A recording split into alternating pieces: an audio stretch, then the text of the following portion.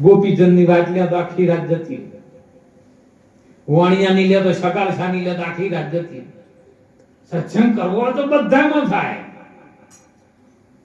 એમ વાત કરી વાણીની અંદર સાખીમાં કે સદગુરુ પંકજ પૂજતમ. પંકજ એટલે પાવ, ગુરુ મહારાજનું વચન. સદગુરુ પંકજ પૂજતમ 14 લોક પૂજા. 14 લોક શિવ વિરંચી શારદા જસ ગુરુ તણા. આખી દુનિયા વેદો 33 કોટી દેવી દેવતા એ ગુરુના ગુણ કહે છે. કેવી રીતના 14 લોક છે? શરીરના 5 તત્વથી શરીર બન્યું છે. સરવાળો મારજો હો. 5 તત્વ જે પહેલા થયા અને એનાથી શરીર બન્યું. હવે શરીર એકલું કોઈ કરી ના શકે. તત્વથી માટીનો પીંડો બનાવ્યો, પણ એમાં હલનચલન ના હોય, બોલવા વાળો ના હોય તો કરવાની શું માટી? એમ કારણ કે આ તો માટી ભેગી માટી થાય, પોણી ભેગું પોણી. ચેતન વાળાઓમાંથી કોક ચેતી દો, નહીતર દાવું છે નિર્વાણી. 5 તત્વ. હવે જે ઈ તત્વનું પૂતળું બનાવ્યું છે ને એની અંદર 4 એવી વસ્તુ ભરી છે, ઈ અંતકરણ છે. અને અંતકરણ શુદ્ધ થયા વગર આ ઓટી છૂટે એવી નથી. બધું છૂટી જાય. અંતર ભાજા વિના એ પાંડવ ઉભરો નહીં આવે.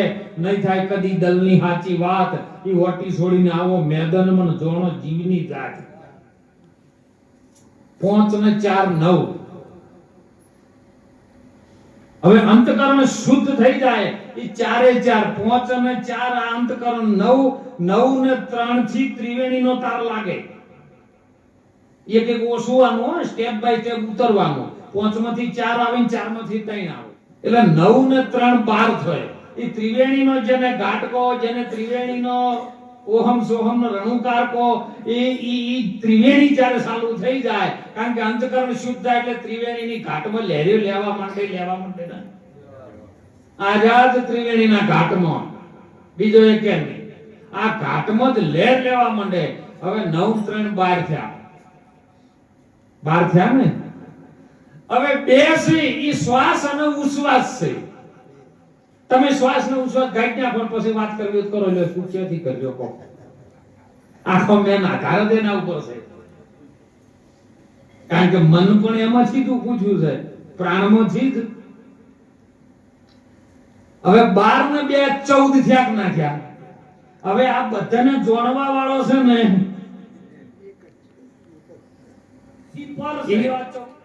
ઈ 14 લોકમાં વચન રમી રહ્યો છે. વચન છે સદગુરુનો છે. અને જો ઈ વચન જેને જોડી લ્યો તો આ 14 લોક તમારા પૂજોય ને. અને એટલા માટે મહાપુરુષો રાત દિવસ વારંવાર જ્યારે આપણને ભૂખ લાગે ને એટલે જેટલું અંદર માપ હોય ને એટલું જમાય. કારણ કે સદારામ બાપા કહેતા થોડું કરજો, પણ બધું ઘણું બધું જોડી લે પછી શું કરવાનું? કોઈ તમને જેટલું બિયારણ આવ્યું છે એટલું જ વાવતા તો શીખો. ઈ ઉગે છે કેવું કેળવણી તો કરો. અને ઈ કેળવણી થઈને સારું ઉગે ને. આ તો ડોહા ભાઈ બીમાર પડ્યા ને એટલે ડોક્ટરે કીધું ડોહો બચે એવો નથી. એટલે ડોહો ઘેર લાયા. ડોહે કીધું કે તને એમ કરો, હું અમે બચવાનો તો નહીં, પણ મહિનો ચોક જાત્રાએ જઈ જાઉં. પણ મારી મૂડી બધી છે, એ બધા 4 દીકરાઓ આવો તો આપણે એને ઊભી દઈએ. હવે આમાં મારે કોઈ જોતું. હું મહિનો જીવું, 2 મહિના જીવું, એ મારા ઉપર હતા. એ ભગવાનને જેમ જીવાડવો છે એમ જીવાડે છે. એટલે દાદા એ બધાને ભેગા કર્યા. 4 છોકરા 4 છોકરાની વહુ બધી આવી એને ફેરી. એટલે મોરથી રચનાઓ ચાલુ કરી દીધી કે દાદાનો આપણો પેલું મેળાવાળું ઘર આપણે લેવાનું. પેલો કે જે અસલ ભાગમાં જે વાવેતર થાય છે બીજું આપણે આ બધું દાદાને આલ્યા મોર નક્કી કરી દીધું. હજી પેલો બેઠો છે એ દાદો કે તમારે જે ગર્ભધર કરી એ બરાબર છે, પણ હું તમને મારી જે મૂડી છે તમાર મન ફાવે એમ આલુ ખરી, પણ પેલું મારા વચનનું તમારે પાલન કરવું પડે. દાદાનો મહિનો જીવવાનું હતું. હવે જીવાડવો ના જીવાડવો હોય તો ભગવાનના હાથમાં છે. એટલે દાદાએ કિલો મગ મંગાયા. દીકરાની પહેલા વહુ, મોટો દીકરો હતો ને એની વહુને બોલાવીને એનો દીકરો બે ઉભો થયા કે બેટા લે આ મગ છે ને હું મહિના જાત્રાએ જતો રહું છું, જો વધારે જીવ્યો મરી ગયો તો એ મરી જાય, પણ જો કદાચ જીવ્યો તો 12 મહિને જીવું, પણ એ તમે પાછા આવું ને તો એ તમે આ મગ તારી પાસે હું માગું તો તારા મને આલી દેવા. લઈ લીધો પછી તમે જેમ ક્યાં હોય હું તમને બધી મારી પ્રોપર્ટી આપી દે.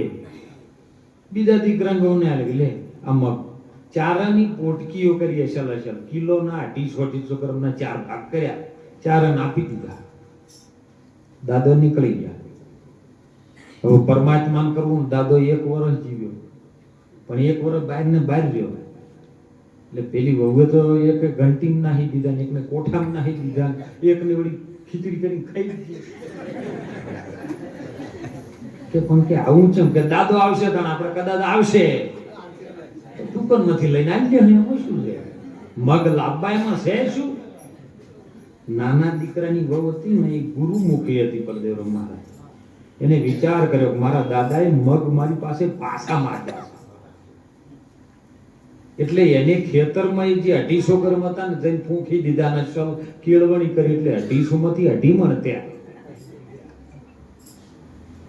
12 મહિનામાં 3 સિઝનો લઈ લીધી હોય, 2.5 મણમાં વાયા ને એટલે 250 મણ થયા. ત્રીજી સિઝનમાં 250 મણ વાઈ દીધા, 2,000 મણ થયા. કોથળા કરી મેળ દીધેલા. દાદો 1.5 વર્ષે પાછો આવ્યો અને પેલા બધાને એમ થયું દાદો હજી જીવી છે, હવે આપણે લેવાની મજા આવશે. દાદાનો જે પણ સામાન બધી પ્રોપર્ટી પડી લઈ લેવો. દાદો કે ભાઈ બધા આવો, તમને મેં મગ આલ્યા હતા ને એ બધા પાછા લાવો. એટલે પેલી કોઠામાં નાખેલા હતા તે પોટકું અમને કાઢ્યું ને મેં હળી ગયેલું રે ખરું કે દાદા હવે ચાવીઓ મને આલો કે બેટા હજી 3 ભગવાન બાકી છે. બીજી બોલાવી દે ને ઘંટીથી કાઢ્યા લોટ ગયા બેહો કે બેટા તમે. પેલીએ તો ખીચડી કરી દે દાદા ઉભારો પોચ મને દુકાનમાંથી આપણે લઈ જઈએ, 250 ગ્રામ દુકાનમાંથી લઈને આવ્યા. દાદો કે આ બરાબર છે. ચોથા દીકરાને પૂછ્યું બેટા તારે હવે કે દાદા અરે મગ તમે જે આવ્યા હતા ને હવે મગ હોય આવે એમ નહીં, તમારે મગ પાસે જવું પડશે. કે એવું શું છે કે મગ પાસે અમારે જવું પડશે? કે ઈ બધી વાત પછી કરી પણ તમારે મગ પાસે જવું. એમ જ્યારે આપણે તાલાવી લઈ ગયેલા કે ને તરફ લાગે ને કે છે ભાઈ કૂવો ના આવે, કૂવા પાસે તમારે જવું પડે તરફ લાગે તો. એ દીકરી વહુએ કીધું કે દાદા હડો મગ પાસે જવું પડશે. દાદાએ કીધું પણ કે એકલા નહીં, ગાડા લઈ રો. અને જઈને જોયું ખેતરમાં તો કોથળા પડેલા. કે બેટા આ કેવી રીતનો? કે બાપા તમે જે 250 ગ્રામ આયેલા હતા ને મેં વાયા હતા 2.5 મણ ત્યાં, 2.5 મણમાંથી 250 મણ, 250 મણમાંથી 2,000 મણ પડ્યા છે. આ બધા મગ તમારા છે. બોલો અને જુગતી કરીને કેળવણી કરી. એમ ગુરુ મહારાજ તમારી જોડે જે વસ્તુ આપે એની કેળવણી કરો. જો પ્રગતિ થાય ને તો એ તમારા મોંથી જુગતી ચાલુ થાય છે. યુક્તિ બધી તમારી અંદર ભરેલી છે, ખાલી ગુરુ મહારાજ શાન કરે. અને એ મહાપુરુષો આપણા ભારતના હાલના પ્રગટ સંતો સાહેબ આપણને એ માર્ગ ઉપર લઈ જાય છે. સુંદર વાતની અંદર ધારા બહુ ઊંચી ચાલી છે સાહેબ. કેવું નામ? નામ તો સબ કોઈ કહે ઠગ ઠાકોર ને ચોર, પણ પ્રેમ વિના રીઝે નહીં. ઓલો તુલસી નંદ કિશોર કેવું એ પ્રેમથી નામ જડી જાય. તમારી અંદર પડ્યું છે એ બોલાયું નથી. હવે હું એમ કહું સીધે સીધો નામ કયો છે એની વાત. તમે ગોળ કહી શકો છો કે ગોળ કેવો છે? હું તમને ગોળનો રવો લઈને આપું તો કે બાપુ શું આલ્યું આ? તો કે ગોળ. તો તમે ગોળ બોલી શકો છો, સત્ય વસ્તુ છે ને. તો તમે કહો કે હવે ગોળ કેવો છે તો તમે એમ કહી શકો છો બાપુ ગોળ ગળ્યો છે. ઈ પણ બોલી શકો છો, એનું વર્ણન કરી શકો છો. પણ હવે એમ કહું કે ગળ્યો કેવો છે તમે શું કહો? ગળ્યો કેવો છે એનું વર્ણન શું કરો તમે?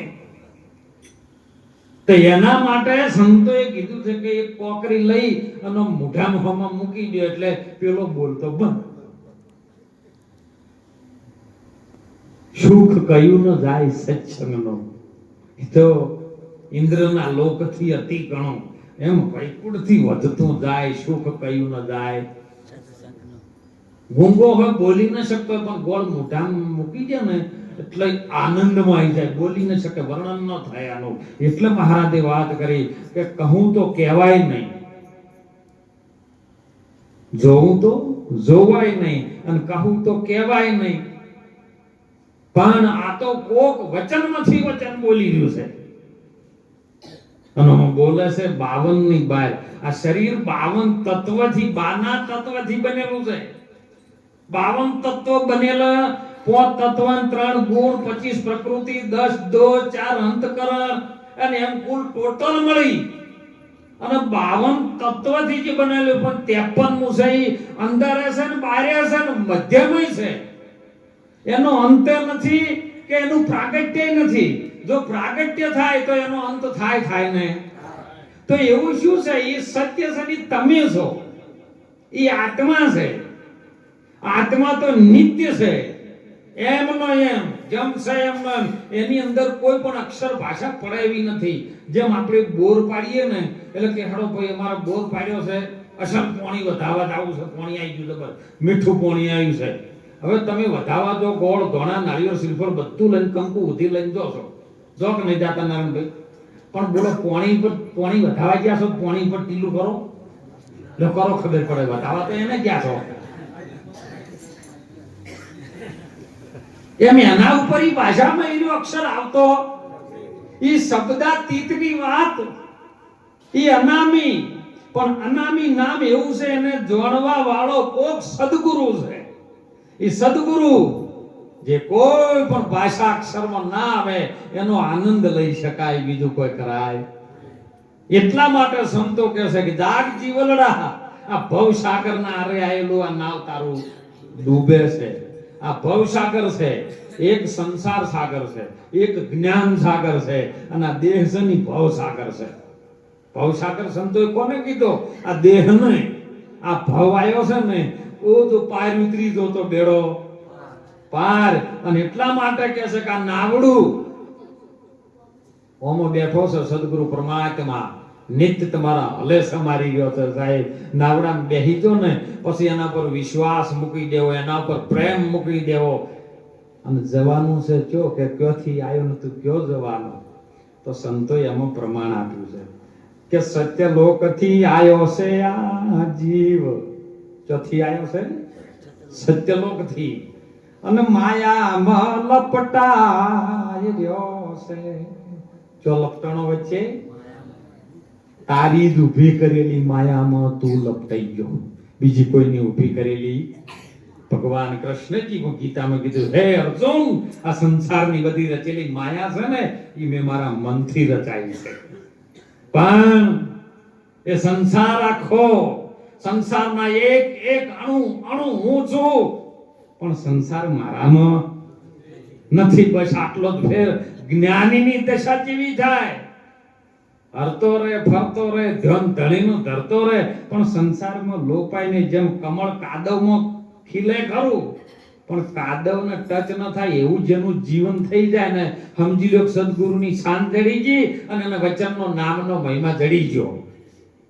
અને એટલા માટે મહાપુરુષો સંતો હવે આપણને વારંવાર કહે છે, નતું કીધું કે દેખનતાય કોઈ આ દલમાં, આ વમાં પારખનતાય કોઈ આ દલમાં, અને નિરખતાય કોઈ કે પારખવા વાળો પણ આમાં, નિરખવા વાળો પણ આમાં, અને દેખવા વાળો આમાં. અને જો આમાં ધ્યાન જાય, દશા બે છે, એક બહારમુખી અને એક અંતર્મુખી.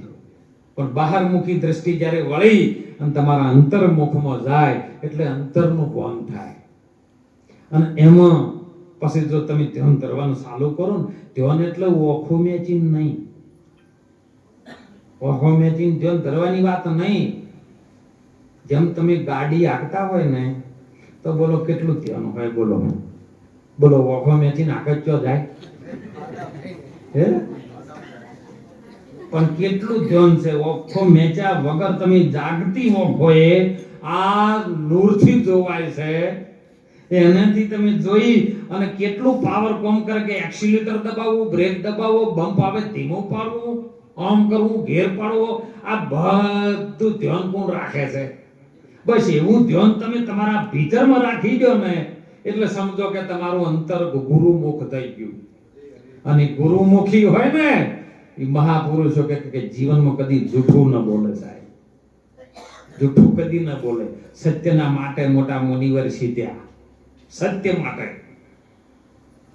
હરિશ્ચંદ્રનો આપણે એક દાખલો લઈએ ને તો જ્યારે પોતાનો દીકરો શમશાન ઘાટની અંદર એક અબળા નારી સાહેબ એના પાલવને ટોકી એના દીકરાને સર્પદંશ થયેલો રોહિતને, અને જ્યારે શમશાન ઘાટની અંદર ગઈએ છે પરિસ્થિતિ કેવી છે એની સત્યના માટે. જોવો હરિચંદ ચાલ્યા સત્યના માટે બજારે, સત્યવાદી સત્યના માટે જોવો હરિચંદ ચાલ્યા બજારે. સાહેબે શમશાન ઘાટની અંદર મધ્યરાત્રિનો સમય, સંધ્યા સમય થયો અને એકલી ઊભી ઊભી ચિતાની ખડકે છે અને એવો અવાજ આવ્યો રોવાનો, એટલે હરિચંદ્ર ત્યો કણ બેઠો તો એની ચોકી રાખી.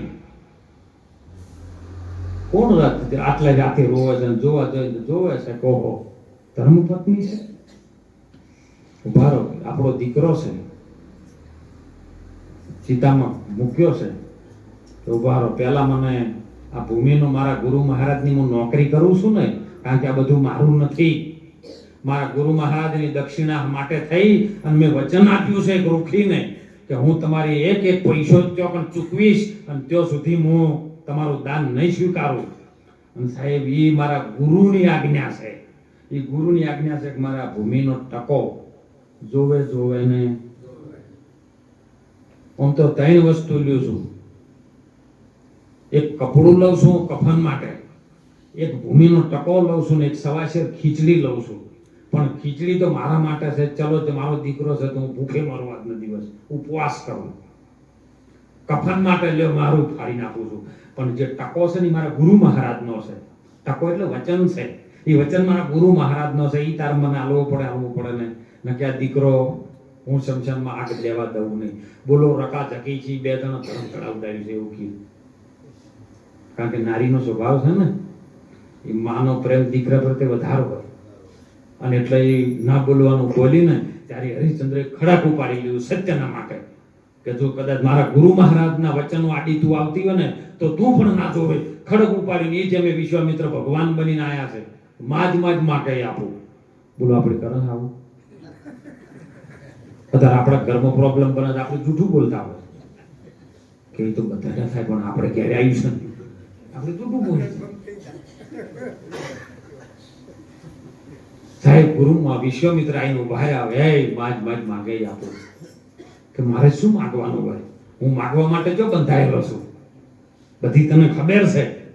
તનકી જોણે મનકી જોણે જાણે અંતરની ચિત્ત ચોરી, એના આગળ શું છુપાવું? જેના હાથમાં જીવન મરણની દોરી, તારાથી હું શું છુપાઈ શકું છું? તને ખબર નથી કે હું માગું નહીં, પણ છતાં કે હું પ્રસન્ન થયો છું. તમે કંઈક તો માગો. ત્યારે માગ્યું છે સાહેબ કે જો આગળ આવે છે કળિયુગ, ભાગે લોકો જાશે સત્યને હારી. આવી પરીક્ષા અમારી કરી, કોઈની ના કરતા. આ પરીક્ષા તમે અમારી કરી છે ને હવે કોઈની આવી કરતા. હવે આ કેટલાય બોલો સીબી રાજા જોડે બંધાણો, હરિચંદ્ર જોડે બંધાણો, સગાલ શાહ જોડે બંધાણો, મોર ધ્વજ રાજા જોડે બંધાણો, કરણ જોડે બંધાણો, આ બધા જોડે બંધાણો. જાણે કેવો વચનથી બંધાણો છે. અરે વચનો ના બોધ્યા એ સંત શું કરે, અને પૂરા સદગુરુ હોય ત્યો રે મળે. અરે વાયક તો આયાસી સંતો દોદણા, અને એમ ત્રીજા કેમ રે સમાય. શબ્દ અને સુરતાનું વાયક આવે ને એમાં માયા હમાયેલી નથી, એ મોહ હમાયો નથી. અને એટલે આપણે કહો દેવાનું કે સત્ય લોકથી આવ્યો છે આ જીવ, સત્ય લોકમાંથી છૂટો પડ્યો છે, પણ વય આયા કે માયાના આવરણમાં ફસાઈ ગયો. આપણે બેઠા છીએ નેચે પોણી છે પણ વચ્ચે આવરણ છે ધરતીના પડનું. પોણી કાઢવું હોય તો આવરણ કાઢવું, આવરણ કાઢવાનું હોલ પાડો ને રિંગ લઈને એટલે પોણી આવી જ જાય. પોણી ફ્રીમાં છે પછી, પણ આ તો આવરણ કાઢવાના તમે બોર પાડવાના પૈસા આલો છો, પોણીના નહીં.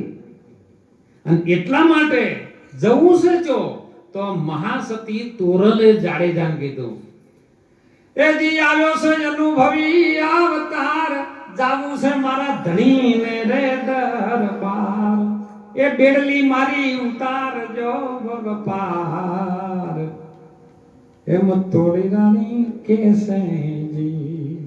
જાવું છે ધણીને બા દરબાર, તો ધણી ચો સુંદર વાતમાં ધારામાં લાઈ સાહેબ કે ઓહમ સોહમ છે ને તો બે રસ્તા છે. વચલો જે મેન રસ્તો છે ને એ તમારે છોડી દેવો પડે. બ્રહ્મા ગુણનો, રજો ગુણનો, તમો ગુણનો, સતો ગુણનો. બ્રહ્મા છે રજો ગુણ છે, શંકર છે તામસ ગુણ છે, અને સત્વ ગુણ છે ને રાજસી માયા એ વિષ્ણુની છે. આ ત્રણે માયાથી પર જતો રહી ચોથા પદમાં જાય. હરી તો ન બની શકે. ચોથા પદને ધારણ કરે એ અવિનાશી પદ, નામ, રૂપ અને ગુણ. અને ચોથું પદ છે અવિનાશ. અવિનાશ એટલે જેનો વિનાશ ન થાય ઈ તત્વ ઈર્યું છે આત્મા. હવે આત્માના પદમાં જો એટલે જોણવા વાળો આત્માથી પર એક સદગુરુ છે, ઈ સત્ય છે. અને ઈ નામ છે અનામ છે, ઈ મુખમાં આવે એવું ઈ પદની ભૂમિકામાં ઓહમ સોહમ ના બે વાર ચાલે ને એટલે સંતોએ કીધું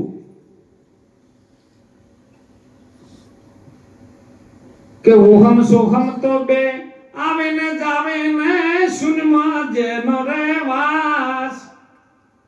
શૂન્ય શિખર પર, શૂન્ય શિખરની ઉપર છે સદગુરુનો વાસ. એ કોઈ આરે મોજ ને મોને, એ કોઈ અપને ગુરુ કો પિસાને. કાયર નરના વમ કામ નથી, આ તો સુરાની છે શમશેર. શમશેર એટલે તલવાર. કાયરનું અમ કોણ છે?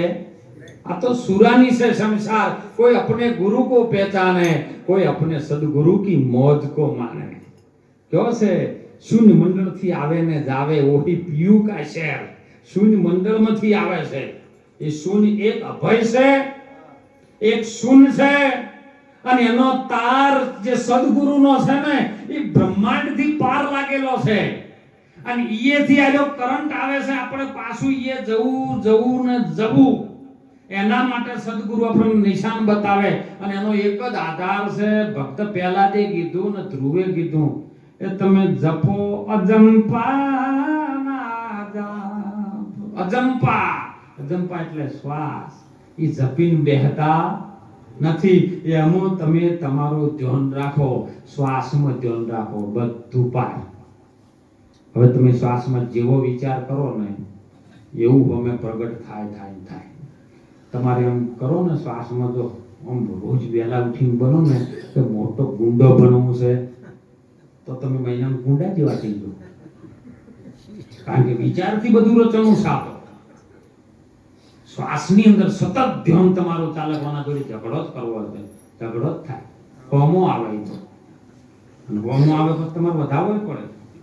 અને એટલા માટે શ્વાસમાં મહાપુરુષો કબીર સાહેબે કીધું કે શ્વાસે શ્વાસે તું સ્મરણ કરે.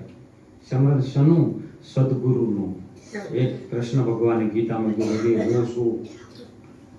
જો બધા શાસ્ત્રો તમે વાંચજો, બાઇબલ વાંચો ને તો એની અંદર ક્રિશ્ચિયન ધર્મની અંદર બાઇબલ પુસ્તક છે.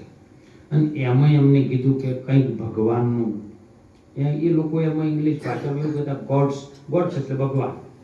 એ કંઈક ભગવાન છે, એના પ્રકાશથી અમે બધા આ કાર્ય કરી રહ્યા છે. કુરાનમાં કીધું ઇસ્લામ ધર્મની અંદર કે અલ્લાહનું કંઈક નૂર છે. નૂર એટલે પ્રકાશ થાય. એના આધારે અમે આ બધું છે, અને એના આધારે અમે બધું કરી રહ્યા છીએ. એક ખાલી આપણા સનાતન ધર્મની અંદર કૃષ્ણજી મહાપુરુષ એવો કે અર્જુન આ બધું કર્યું હું જ કરી લ્યો. પેલા બધા બીજાનું ઉપર નાખે છે